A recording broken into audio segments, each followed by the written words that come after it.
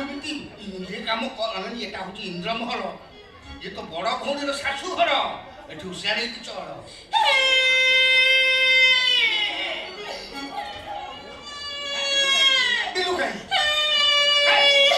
କାନ୍ଦିଲୁ କାହିଁ କଣ? ଅନେଇଲୁ ବାପା। ନାଇଁ ଅନେଇଲୁ ଡାଡି। ତୁ ଯଦି ମତେ ଏମିତି କରି ବାହାନା ଦେବୁ ତାହେଲେ ତୋ ମୁଣ୍ଡଟାକୁ ଚୁଲିରେ ପୋଡିକିରି ଚକଟି ଚୋବେଇ ଖାଇଯିବୁ। ନାଟି ଦେବି ଗୋଟେ ମୁଣ୍ଡ କଷାଟାକୁ ଦେଖି ଦିନ ତ କହିବା ଛଡେଇଦେବି। 1000 ଥର କହିଲି ବାଇଆଣୀ ପାଟିଙ୍କ ଭଳିଆ ହବୁ ନାହିଁ। ଏଟା ଇନ୍ଦ୍ରମହଲ। ଏଠି ମାଛି ପଡ଼ିଲେ ନବ ଖଣ୍ଡ। ଏଠିକି ତତେ ମୁଁ କାହିଁକି ଆଣିଛି ଜାଣିଛୁ? ଆଣିଛୁ ଯେମିତି ବୁଦ୍ଧି ବଳରେ ତୋ ବଡ ଭଉଣୀକୁ ମୁଁ ରଜା ଘରେ ବୋହୁ କରିଛି ତତେ ବି ସେରକମ ତା ସାନ ପୁଅ ସହିତ ବାହାଘର କରେଇବି। ମୋ କଥା ମାନି ତୁ ଚଳ। ଏଠି ଧୀରେ ଧୀରେ କଥା କହିବୁ, ଅଳ୍ପ କଥା କହିବୁ, ପୁରା ଭଦ୍ରାମୀରେ ଚଳିବୁ। ମତେ ଆଜ୍ଞା ଆପଣ କହିବୁ। ମତେ କଣ କହିବୁ? ତତେ ଆଜ୍ଞା ଆପଣ କହିବୁ। ତତେ ଆଜ୍ଞା ଆପଣ କହିବୁ। ଆପଣଙ୍କୁ ଆଜ୍ଞା ଆପଣ କହିବୁ। କଣ କହିବୁ? ଆପଣଙ୍କୁ ଆଜ୍ଞା ଆପଣ କହିବୁ। କହିଲ ଦେଖିଆ ଗୋଟେ କଥାରେ ଲଗେଇ।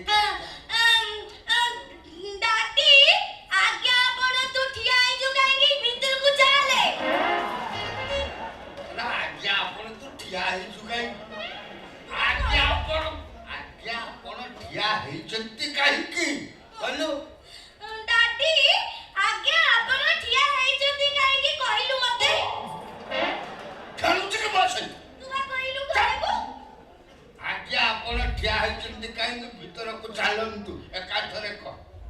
ଡାଡି ଆଜ୍ଞା ଆପଣ ଠିଆ ହେଇଛନ୍ତି କାହିଁକି ଭିତରକୁ ଚାଲନ୍ତୁ। ତୁ ଏଇଠି ଠିଆ ହେଇଥା, ମୁଁ ଯାଉଛି ତ ବଡ ଦେଇକି ଖବରଟା ଦେଇଦେବି ପଳେଇ। ତୁ କୁଆଡେ ଯାଉଛୁ? କଣ? ମୁଁ ଯାଇ ଦେଖୁଛି ର। ଇଏ ହଉଛି ଇନ୍ଦ୍ରମହଲର ପୁରୁଣା ଜଗୁଆଳି। ତା ନାଁ ଘଟୁଆଳି। ବୁଝିଲେ? ତୁ ଡର ନା, ଆମେ ତାକୁ ନ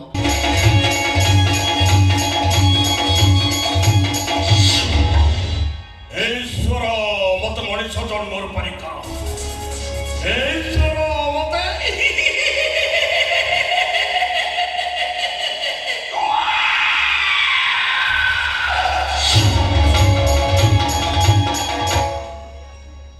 ତବେ ପ୍ରଭଞ୍ଜନ ରାଠୋର ବଡ ବୋହୂମାକୁ ବାପା ଥରେ ତ ମୁଁ ତମ ଉପରେ ନଜର ପକେଇଛି। ମୋ ବଡ ଝିଅ ଦିଅର ଆଜି ଚତୁର୍ଥୀ ତ ଆମେ ସେଇଥିପାଇଁ ଆଇଛୁ। କିଏ ନିମନ୍ତ୍ରଣ କରିଥିଲା? ନା ନିମନ୍ତ୍ରଣ କେହି କରିନାହାନ୍ତି। ମୁଁ ଯୋଉଦିନ ଝିଅ ପୂଜା କରିକି ଯାଇଥିଲି ବାବୁ କହିଥିଲେ ଆମ ପୁଅ ବାହାଘର ହେଲେ ଯୋଉଠିକି ଆସିବ। ଆଉ ସେ ଖବର ଦେବା ଡେରି କଲେ ଯେମିତି ଆମେ ଆପେ ଆପେ ପଳେଇବୁ। ଭିତରୁ କେମିତି ଆସିଲ? ଆସିଲେ ତ ଆସିଲେ ଏକା ବେଳକେ ଦିଟା ଲୋକ ପଶି ଆସିଛ। ମୋ ଆଖିକୁ ଫାଙ୍କି ଦେଇ ପିମ୍ପୁଡ଼ି ଟେ ଆସିପାରେନି। ପଛପଟେ ଯେ ଲୁଚିଛି ସେଟା ଅଣ୍ଡିରା ନା ମାଇ? ଛାଡ ତାକୁ, ଛାଡ।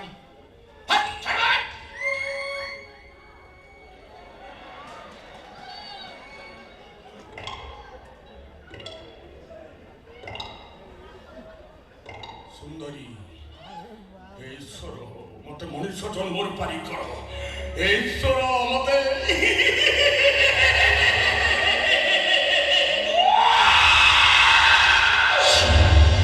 ସୁନ୍ଦରୀ ଝିଅକୁ ସାଙ୍ଗ ଧରି ଇନ୍ଦ୍ରମହଲ ଭିତରକୁ ଆସିବା ପାଇଁ ତମକୁ କିଏ କହିଲା? ସୁନ୍ଦରୀ ମାନେ ଏଠିକି ବିନା ବରଣୀରେ ଆସିଲେ ତ ଅଘଟଣ ଘଟିବ। ଏଠିକି ସୁନ୍ଦରୀ ମାନେ ବରଣୀ ହେଇ ଆସନ୍ତି।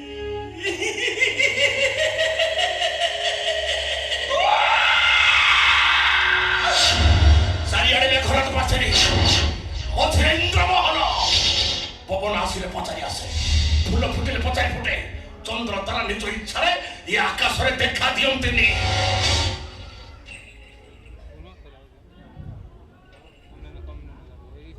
ବସ ବସ।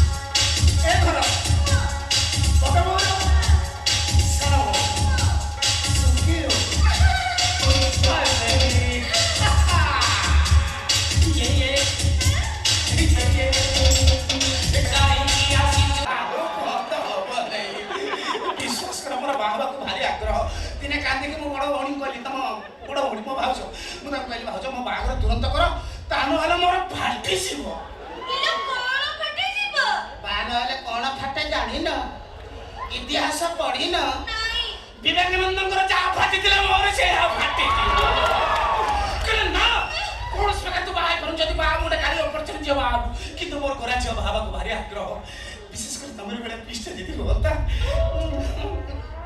ଏବେ ମୋ ଝିଅ ବାହା ହେଇଛନ୍ତି ବିଶ୍ୱାସ କର ଏବେ ମୋ ଝିଅ ବାହା ହେଇଛନ୍ତି କେଡ଼େ ସୁନ୍ଦରିଆ ଝିଅଟେ ମାନେ ହରିଣ ଆଖି ଭଳିଆ ଆଖି କି ସରୁ ଅଣ୍ଟା କି କଟି କି ଚାଲି ସେ ନୂଆ ଭାଉ ଯେତେବେଳେ ଇନ୍ଦ୍ରମହଲ ଭିତରେ ଟଙ୍ଗ ଟଙ୍ଗ ହଉଛନ୍ତି ମୁଁ ଖାଲି ପେଟେଇକି ଦେଖୁଛି ବିଶ୍ୱାସ କର ସେ ଟର୍କିଶ ପିନ୍ଧିକି ଆସୁନାହାନ୍ତି ଟର୍କିଶଟା ହାଲକା କଟି ପକେଇକି ଆସୁଛନ୍ତି ତମେ କୋଉଠି ପେଟେଇଥିଲ ଲାଟିନ୍ ଦ୍ୱାର ପରେ ନା ମୁଁ ସେ ପାଖାପାଖି ପେଟେଇଥିଲି କେତେବେଳେ ଭାଉଜ ବାହାରିଟେ ଦେଖିବି ଚକ୍ଷୁ ବୁଝିପାରୁଛ ନା ଆଖି ଶାନ୍ତି ହବ ବୁଝିପାରୁଛ ନା ମୁଁ ସେଠି ପେଟେଇଛି ଆମ ଘରର ଛୋଟ କୁକୁର ଆମ ଇନ୍ଦ୍ରମହଲ ଛୋଟ କୁକୁର ଟମି ସେ ଭାଉଜକୁ ଚିହ୍ନି ନେଇ ଭାଉଜ ନୂଆ ଆସିଛନ୍ତି ନା ରାଗିଗଲା ଦୌଡ଼ିଗଲା ସେ ଟର୍କିଶଟାକୁ କାମୁଡ଼ି ନେଇ ପଳେଇ ଆଇଲା ଟୋଟାଲ ଭାଉଜ ଠିଆ ହେଇଛନ୍ତି ମୁଁ ଟିଭି ଦେଖିଲା ଭଳିଆ ଦେଖିଲି ଦେଖି ଗାଇଲି କେମିତି ଗାଇଲି ଜାଣିଛ ଇଏ ବାୟା ମନ ଭୁଲ ଗାଇଲି ଆରେ ବାୟା